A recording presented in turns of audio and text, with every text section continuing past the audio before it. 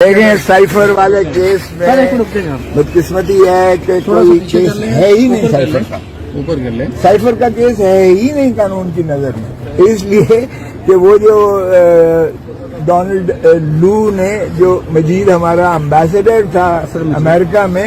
اس کو جو اس نے شبھ باتیں کی تھیں کہ پاکستان کے اگر وزیر اعظم کو نہ ہٹایا گیا تو اگر ہٹا دیا گیا تو پاکستان کو ہم معاف کر سکتے ہیں۔ اوے تم آتا ہو، ہم تمہارے غلام ہیں۔ امریکہ یہی سمجھتا ہے سپر پاور ہونے کے ناطے سے پاکستان اس کی جو ہے ایک کالونی ہے، تو یہ شرم آنی چاہیے یار۔ آپ کے خیال میں عمران، آپ دیکھیں جب آپ نے اس کو کابینہ میں ڈسکس کیا اور نیشنل سیکیورٹی کونسل کے سامنے آیا تو اس وقت Imran Khan prime minister, defence minister اور تینوں سربراہان افواج پاکستان کی، انہوں نے کہا کہ یہ بلیٹنٹ انٹرفیئرنس ہے انٹو دی افیئرز آف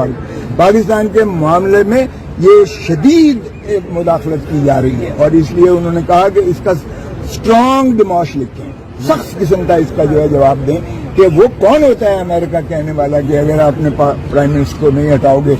تو ہٹا دو گے تو ہم معاف کر دیں گے۔ تم معافی دینے والے کون ہو؟ ہم تم سے معافی مانگیں؟ وہ 25 کروڑ عوام ہے، ایٹامک پاور ہے، ہماری غیرت اور ناموس کو تو تم نے جنازہ نکال کے رکھ دیا۔ اور خان نے اگر ڈیموش لکھا سخت قسم کا، تو پھر جب دوسری کابینہ کی میٹنگ ہوئی جس میں شہباز شریف نے پریزائڈ کیا، شہباز شریف نے، خواجہ آصف اس میں ڈیفنس منسٹر، پھر تینوں افواج پاکستان کے سربراہان تھے، پھر انہوں نے تصدیق کی اور امبیسڈر کو بلایا مجید نے، اس نے تصدیق کی کہ ہاں جی یہ ڈونلڈ لو نے بھیجا تھا اور میں نے یہ جو ہے بھیجا تھا، اپنا سائفر بھیجا تھا۔ آپ کو پتا ہے سائفر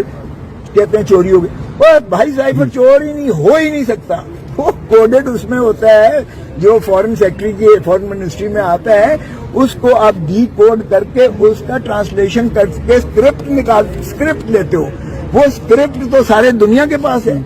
وہ تو کابینہ میں بھی ڈسکس ہوا، نیشنل سیکیورٹی میں بھی ہوا، دوسری میں بھی۔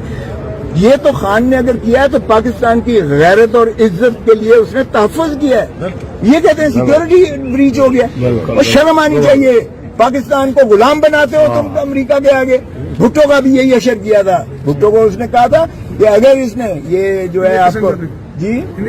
ہینری کسنجر نے اس وقت فورن سیکرٹری تھا، اس نے کہا بھٹو اگر تم ایٹم بم بنانے سے باز نہیں آؤ گے تو ہم تمہیں عبرت کا نشان بنائیں گے۔ پھانسی لگایا انہوں نے، اور پھانسی کس کے ذریعے لگایا؟